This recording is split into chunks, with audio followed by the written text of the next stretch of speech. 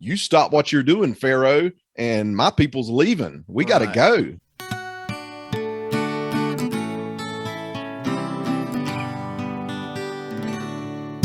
We are Saints in the South, your source for gospel growth and good times. All right, here we go. Episode 113. Today it is Kenny, Marcus, and myself, Jackson. How? That's right. Good to be with y'all again.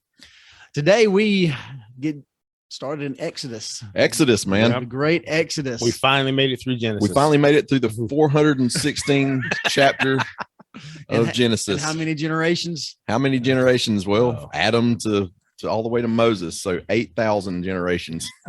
Something like that. No, it's probably fewer than that, but give or take a couple. Yeah, I mean, you know. So one of the cool things, again, I'll go and say it again, continuing to learn things that I've never learned before as I've studied the Old Testament, but ending in Genesis chapter 50, where Joseph tells his people that God will rescue them from this land, the land of Egypt and everything. In the Joseph Smith translation, he goes into quite a bit of detail, right? And actually names the individual that would rescue them and lead them out of Egypt, which is Moses. Right. And I did not know that, which I thought was pretty cool, pretty significant. It was a big part of history. I mean, it's something huge that was going to happen, and the Lord knew about it, obviously, and how it was going to all pan out, and told a lot of his prophets about how that was going to happen. And it was actually known by the Israelites and a lot of those that there would be a deliverer one day that would save them and this and that. Mm-hmm. And, so Moses found out it was him. That's right. Which that had to be big. There is a lot of similarities as you go through these chapters with Moses and Jesus Christ. As we've stated before, every prophet, I shouldn't say just major prophets, but obviously I feel like Moses is one of those major prophets, but they're in similitude of Christ. Every one of them, there's similitudes. I mean, we already talked about Joseph of Egypt, all those. And now we have Moses. You see many, many parallels in the life of Christ and the life of Moses, him being saved as a baby, all these things that we could talk about for hours, but, just it's interesting as you go through and you see those parallels, and then some of the little hidden ones too. That's kind of like, whoa, I hadn't thought about that. That's true. Like, for example, Christ leads us out of the slavery and the bondage of this world, from our sins and things. And here's Moses literally leading them out of slavery and out of bondage, things like that. That's right. It's very cool stuff, Oh yeah. All pointing forward toward Christ. Absolutely. All throughout history. Right. It's cool stuff. I'll tell y'all a quick story real quick. Okay, here we go. So back in my youth days, I'm playing hangman in church. Okay. As we all have. That's right. Little Sunday school game, right? Must have been with Andrew Hester. Yeah. That's right. He loves hangman. Yeah. So that's his go-to youth activity. That's right. Yeah. Hangman. So again, I'm probably, 13, 14 years old, and I'm the one doing the hangman. And so I've got my letters up there. And you got the gallows. That's right. Yeah. And they're for some reason I'm not doing a very good job of kind of giving them hints and everything and their letters. And so I start describing the individual, and I'm like, it's the baby that was put in the basket and put in the, by the river and everything. And they're like, Moses? I'm like, no, not Moses, Jesus. And they're like, that's not Jesus. That was Moses. Oops. Yeah. So they gave me, my fellow peers gave me a hard time about it for a little while. Maybe you were just so advanced in making the parallels that you just got confused for them. Right. For them, not for you. Right. You're like, nah, what I'm saying is Moses is a parallel and a similitude of Jesus. Yeah, that's right. You're just too far ahead. What's up? You don't know nothing. So funny. Yep. The other thing that I didn't realize is that that Moses ended up back with his mother. Yeah. I mean, right. Yeah. Which I thought was a pretty cool plan. That is a very cool thing. He really wasn't, just raised by the Egyptians, or whatever. And now he was part of that family, but the mother never was like, okay, that's Pharaoh's daughter's son, but he wasn't. It was a very weird thing, but yeah, I mean, it is interesting to remember that the mother was a part of his life, That's right. Yeah. And actually the reason that he knew the things that he knew about his heritage and Abraham, Isaac, Jacob, so Moses had access as a prince of Egypt, and people have seen the movie Prince of Egypt. I believe it's DreamWorks or something that made that movie. It's a very cool animated movie. I love that movie. But anyway, as a prince of Egypt, and he had access to the libraries and the things. And so he probably had obviously he had a vast knowledge of those things, and probably began to understand his role as he learned about there was going to be a deliverer, and it's all these prophecies and things that happen and things. So another example of him being a type of Christ. Exactly. Learning as he goes, line upon line, precept upon precept. His mother helped his family when he went back. Remember he escaped after he smote the Egyptian or whatever, and which that's another whole story there. He's not a murderer. Obviously he was self-defense or whatever it was, something there's defense actually of another. Yeah, exactly. So it's not that the Lord's not going to allow a murderer to be a prophet, just a straight up killer. Like, I don't like this, kill that dude. But so he has to flee. Pharaoh wants to kill him then, or find out, and so they want to get rid of him. But he goes back to his people, and the people of Israel and stuff, and lives with them for, I believe they say, what is it, 40 years he was with them. 40 years. So that's a long time, but he learns, Yeah, I think it's cool though to me that he wasn't just a cold-blooded murderer, but he did kill somebody, and he had it was planned. Like he did look around and say, ain't nobody looking right now. It wasn't just like something he did in a blind rage and didn't realize what he was doing, and hid the body. Yes, definitely. Which shows that prophets are definitely imperfect. They're not perfect. They don't expect to be perfect. So because Moses was flawed in that way. Like it was like, man, you probably should have done it. Right. And he wasn't a prophet at the time. No, he wasn't. When he did that. But it is very, very interesting. I mean, especially when you think about it in today's terms, and if you're defending someone and you go and end up killing them, right? What's going to happen with any kind of calling that we have? We're getting released. You're right. Absolutely. You're done. You're getting so you killed somebody and hid the body. Jesus is going to have to handle that one when he gets back. That's a little beyond what we can do at this point. So let me read from and this is from the Old Testament Institute Manual. Okay. Smote and slew in King James English are both translated from Hebrew and Naka, meaning beat perfect down. Hebrew. Yeah, that's right. You like that? Naka. Meaning to beat down. It is the word used in describing the action taken by soldiers in combat against each other.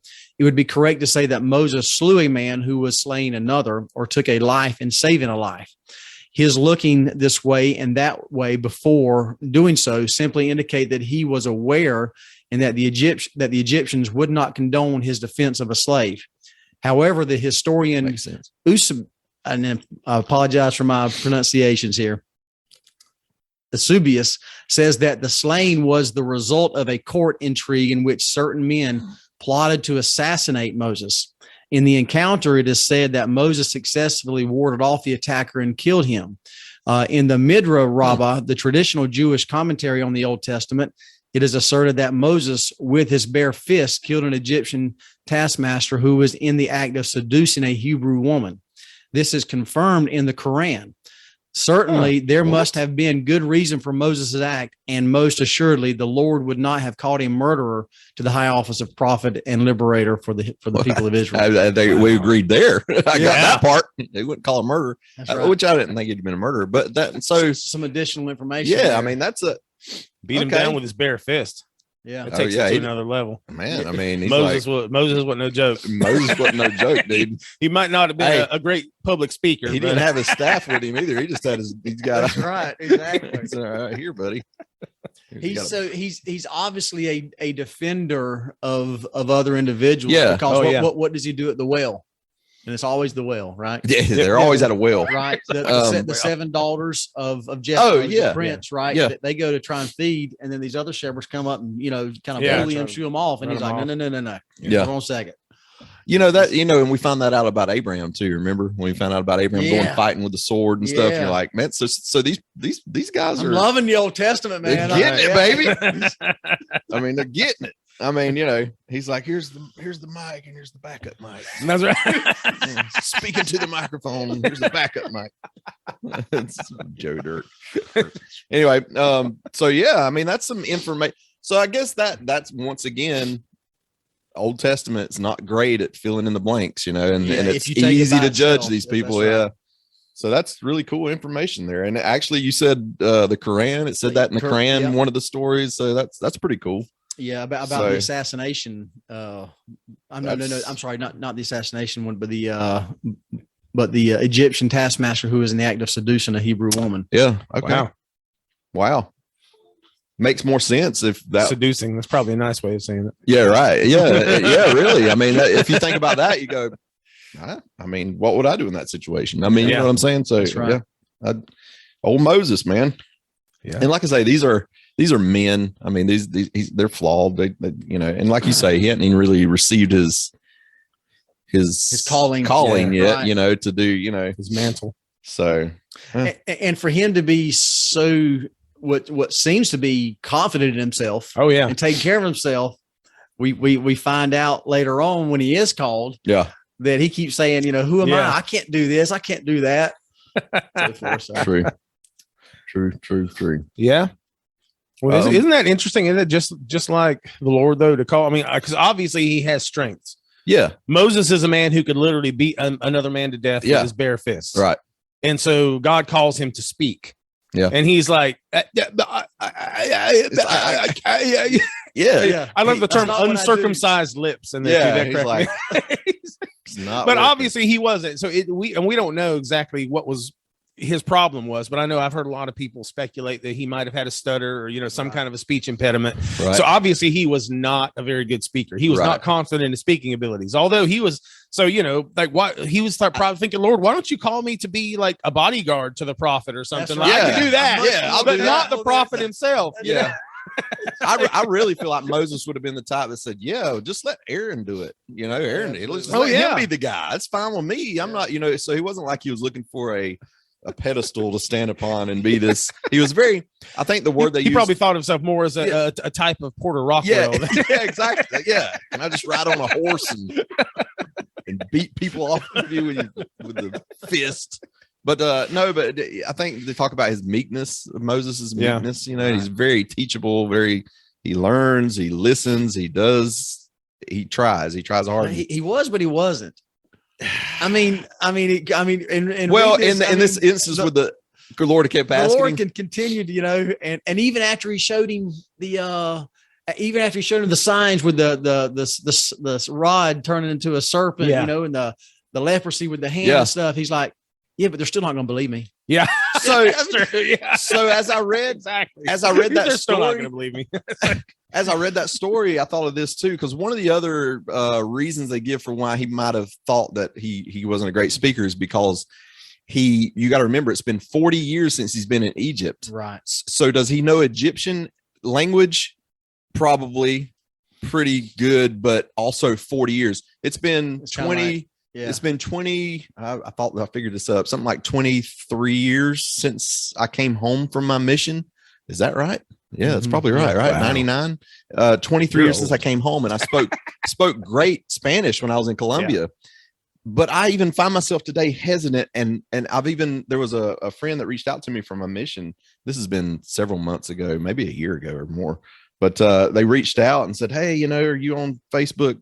Can we go to Facebook Messenger or Live, and talk? And I was thinking in my mind, I thought, no, because I can't talk to you. I don't know how to talk anymore in that language. They're going to be rattling. I'm going to be like, como se dice. I mean, you know what I mean? And I'm trying to remember. Yeah. So I wonder if that was part of Moses's, thinking I've got to not just go and hang out with them, but actually I got a mission to say, you stop what you're doing, Pharaoh, and my people's leaving. We got to go. The Lord's telling me to tell you to let them go. And that's a big deal. Yeah. And then to go in there and stutter around with maybe the Pharaoh's language, or, how's that going to come? He's really going to listen to me if I'm going to be like that, trying to figure out my words. When I mean, pausing to think of like, how you say, how do you say people go?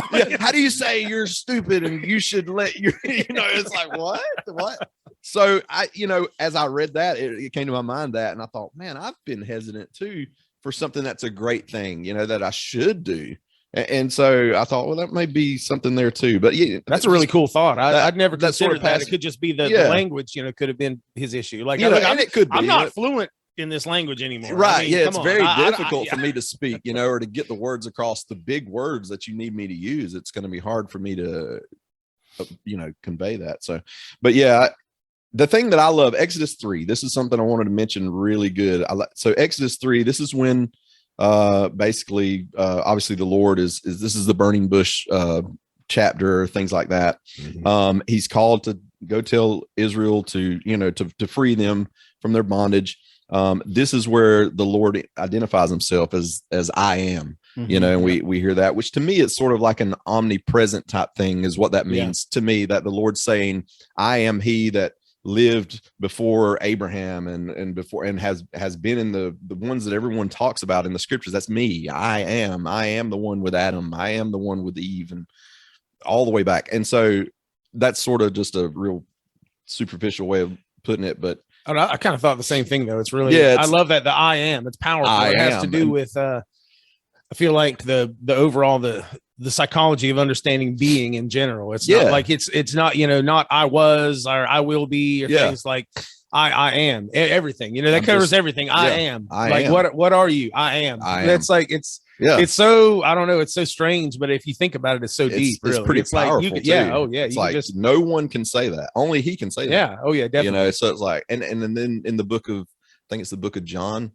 when Jesus is obviously in Jerusalem and he's, his mortal life as he's there, he says that to them, to the ones that were, basically persecuting and arguing with him. He sort of tells them, he says, I am, in other words, they were saying, you were born before Abraham. You're only you're less than 50 years old or whatever, something like that. There's this little film or something that there was a movie about it or something. Anyway, but he tells them, I am. And they were just like, oh, we're going to kill you now because you're saying you're that guy that Blasphemy. Moses said it back then.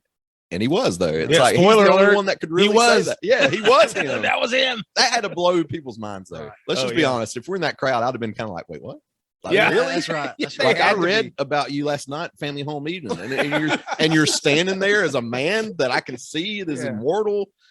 You know what? I mean, your beard's not even exactly perfect. I mean, what's going on? I mean, whatever people thought, back then. Yeah. Your clothes aren't cool enough or something, But anyway, that was the side thing. That's a great part of it too. But I love this part. So the Lord's telling him, go to the Pharaoh, et cetera, et cetera. So this is what he says in verse 18, 19, and 20. To me, this is just like, great. Exodus 3. And they shall hearken to thy voice. And this is the Lord speaking to Moses, and thou shalt come, thou and the elders of Israel, unto the king of Egypt, and ye shall say unto him, the Lord God of the Hebrews hath met with us, and now let us go, we beseech thee, 3 days' journey into the wilderness, that we may sacrifice to the Lord our God. 19, the Lord says this to Moses, and I am sure that the king of Egypt will not let you go, no, not by a mighty hand. And then 20, and I will stretch out my hand to smite Egypt with all my wonders, which I will do in the midst thereof. And after that, he will let you go. It's so people could argue that the Lord is saying Pharaoh won't do it. Mm-hmm. You're going to go ask him and he's going to say no. So you go, well, why even go ask him? Why are you going to ask him if he's going to say no? Start up the plagues. Right. Just do it now. Boom. I ain't even got to go stand before him. Just do it. And then he'll let them go. And so these are some of the thoughts that I had about that. It's interesting that he says that. Moses says that the Lord says that the king will say no. Some might wonder why even bother asking, just start the plagues. And I put, but here we see the importance of agency to our Father in heaven. Yeah. Right. The Lord was giving the king a choice, right. A verbal choice, a moment that king knew he had this or this to choose. Right. And the king could have complied with Moses if he had wanted to, and he could have saved many people's lives. Just another testament that God is not only merciful, or not only just, but also merciful. So yeah, even though the Lord knew the heart of the Pharaoh, I think David A. Bednar explained that one time really well, because it's hard to understand. Like, if the Lord knows such and such about me, then why is he even trying with me? And it's not that way. It's not that we have sealed ourselves to some sort of fate because of our attitudes or our personality or whatever. David A. Bednar said this. I think he said he has 3 sons. I'm not exactly sure. 3 children. I think he said 3 sons, but one of them called on the phone one night. Him and his wife were in bed. This is the story he told. And they had some kind of question or some kind of decision they were making, the son was. And anyway, after they got off the phone with their son, Elder Bednar and his wife spoke about that son. And he said, and Elder Bednar said something to the effect that we knew that we knew what he would choose, right? Because we knew that son so well. Right. Yeah. Didn't mean that he was forcing that upon him, son, or he already knew that son's fate and how it was just that he knew that son enough that he knew what his choice would be. And so I think that's what the Lord is saying here about Pharaoh. He knows him, it's his son, and he knows him enough to know that he's going to say no when you go and ask him.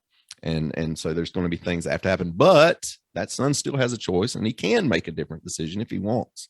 The Lord is not making him make a decision. And so I just thought that was very interesting. I love it's such a great lesson on agency there. Definitely. Yeah. I love the point that you made, though, that Pharaoh was also a child of God. Yes, just like absolutely. Moses, just like everyone. Yeah, that's sometimes hard for us. It's easy for imagine. us to good and bad guys. Yeah, right? It's easy for us to. We tend to think that way. Yes, but our minds are just. The Lord's like this. This is his children. Yeah, they're like this. They're not like this and this. Yeah, the children can make those decisions and become that, but he doesn't. He loves them all, and he wants it all to work. He loves the Pharaoh. He wanted the Pharaoh to make the right decision. Yeah. He wanted to give him every chance he could give him. Yeah, even the most horrible people who have ever lived. And it's kind of hard to wrap your brain around that sometimes. So this person is a child of God, just like me. Right. Just like this other great person that I admire. So it's, to me, that's kind of humbling. Yep.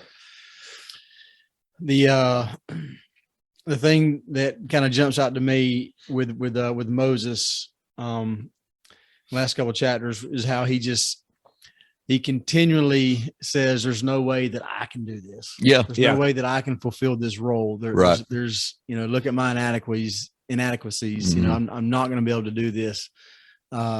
And it just correlates with me. And, I think a lot of people experience that. How did you feel when you got that call to be a bishop? Right. Yeah. Exactly. I would say, who am I? Yeah. Like, why me? Like, what? I bet you thought of other people. You're like, he would be a great bishop. You start naming off everybody. Yeah. Wait, why don't you ask him? And this is Moses. Why don't you get so-and-so to do this? Or I'm sure it was, he was around Jethro, for goodness sakes. His father-in-law was a great man. Oh yeah. Right. Why can't he do it? That's right. It's like, exactly. What's up? So, and the slavery thing and everything that happened to the Israelites as they were there in Egypt, that was all part of the plan also. Not to say that the Lord wanted that to happen or needed that to happen or whatever, but it did unify those people. The people of Israel did unify under that, because they were all persecuted together. So everything was working, I won't say as it should have, but it worked. Right, there was positive things that came out of it. And that's another big lesson, is we got to see the positives in tragedy and trial, because the Lord's making us, we're eventually going to be where we need to be. if we're just trying as hard as we can. No matter, we think of Joseph in Egypt, he did everything right and everything wrong was happening to him, but he finally made it to the promised land, if you want to call it.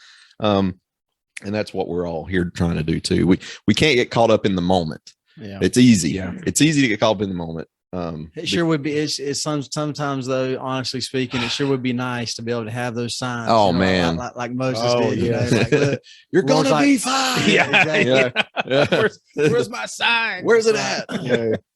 But it's a powerful story though, man. This to me, my goodness, there's so much. This is one of the most powerful stories in all of Scripture, because the concept of the Israelites being in bondage and the Lord coming to save them and freeing them from their captivity is like, they were enslaved, basically. They were slaves to Pharaoh. Right. And the interesting thing about slavery has existed through all of human history. Mm-hmm. Every single human civilization is just, that's why it was, up until it's weird. We live in a time where to us, it's like, obviously slavery is bad. That's horrible. The idea of a person owning another human being sounds ridiculous to most of us, but for most of human history, that's just slavery was part of life for all over the world, all throughout time. Every race of people has enslaved others and been enslaved. It's just, this was just a thing. And, but this story is so old though, that it's like, there is this Bible, and I know it's just amazing that so many people have looked back to this story. I know even, the time in our own country when slavery existed, I know there's a lot of people that look to this story. It was like, man, the Lord will deliver us. It was like, this story has given people hope for thousands and thousands of years. And it's just, it's been inspiring to so many people. And I don't think there's any way we'll ever be able to quantify how this story has impacted human civilization, because even though slavery has existed throughout all this time, all over the world, there's been so many peoples who have looked to this story and been like, man, this is us. Mm-hmm. We're enslaved. Where the Lord is going to take care of us, though. We have to have faith. We got to keep pushing. So it's amazing how, this story, we'll never know. But I believe the story has changed human culture dramatically. We'll never know the full impact of it. And it also shows how one individual can have such a huge impact, because remember, the children of Israel were first invited to Egypt and invited to stay and live in Egypt and live with the people, in which they did. Mm-hmm. But then, Joseph dies off, the Pharaoh dies off, a new Pharaoh becomes in, and evidently the children of Israel, they were associated, and I can't remember the people, the name of the people, Hykos or something like that. I know what you're talking about. So I think I read something about other people, and then so that Pharaoh says, no, those you can't be associated. Right. So it's time to.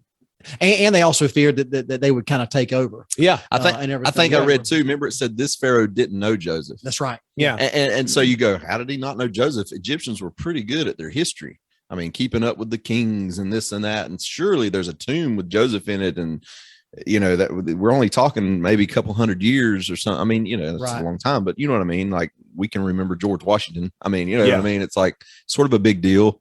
And so, but they said that they would have probably, because of the hatred towards that group of people, the Hebrew type people that came in, all of a sudden there became a hate separation of the Egyptians. They saw that the Hebrews were getting more powerful in that area. And so the Egyptians sort of rose up, et cetera. So they said that it was probably, it was erased. They probably erased him from all their history, scratched it out. There's actually tombs been found today where things have been scraped off, if it was some kind of, this or that. And I've seen that with the hieroglyphics would be scraped through way back anciently, because they were trying to erase that person from their life. So this Pharaoh literally probably didn't know Joseph, of him, like his, or whatever. I mean, as far as the history of him. So when he said he did not know Joseph, it wasn't just like, I don't want to do what Joseph did. It was more like, I don't know anything about that. Man, that blows my mind. I've never considered that to the man. Yeah. My mind is blown so hard right now. Dude, I'm telling you. Because that's true. I mean, that happens. It reminds me of in the Soviet Union when Stalin came to power. Yeah. If there was people he didn't like, he would erase them. He would literally.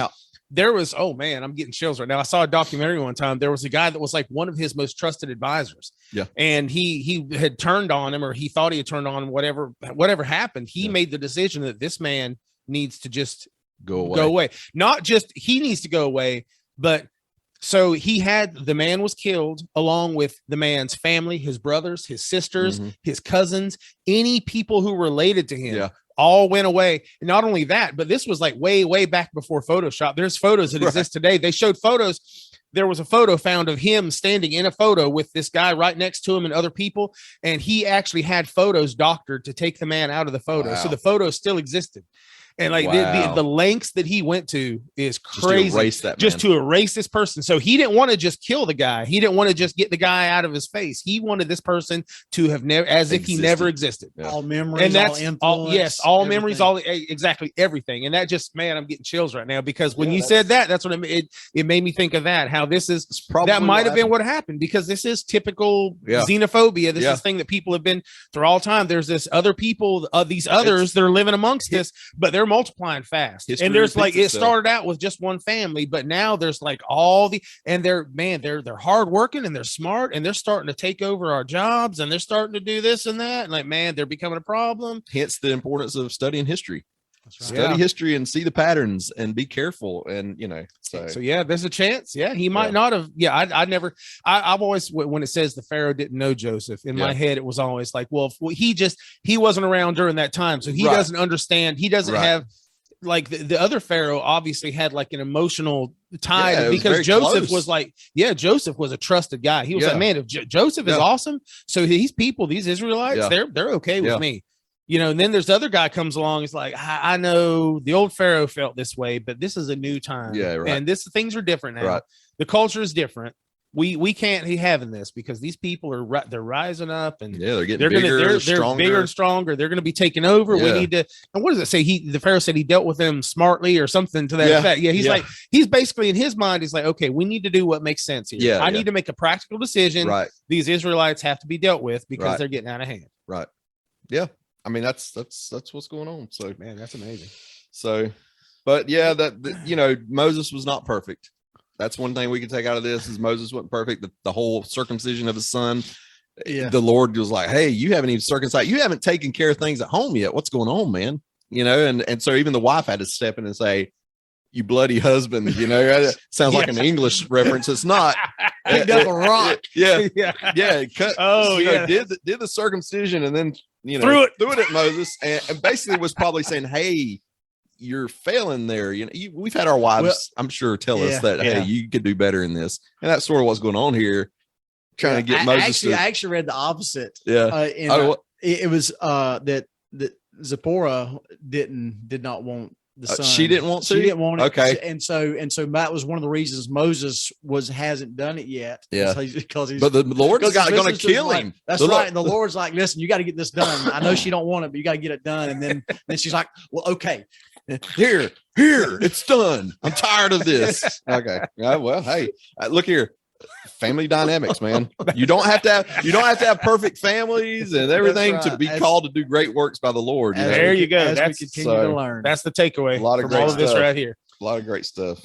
Well, there you go. Study Old Testament. Pull out those institute and seminary manuals because you definitely need them. I know. I have. Oh man, this helps. And until next time, y'all keep on striving. All right, everyone, thank you so much for tuning in. If you would like to follow us on social media, you can do that through Instagram and Facebook at Saints in the South. A great place to join in the discussion would be our podcast group page on Facebook. You can also follow us on Twitter, Saints in the South, at 5 Southern Saints. And then, of course, on YouTube, hit the like button, notification bell. And if you're not already, be sure and subscribe. And then finally, you can check us out through our website, saintsinthesouth.com, where you can have access to all the podcast and YouTube videos. And then we would love for you to take the opportunity and leave us a review and rating. Thanks again for all of your support, and we will see you next time.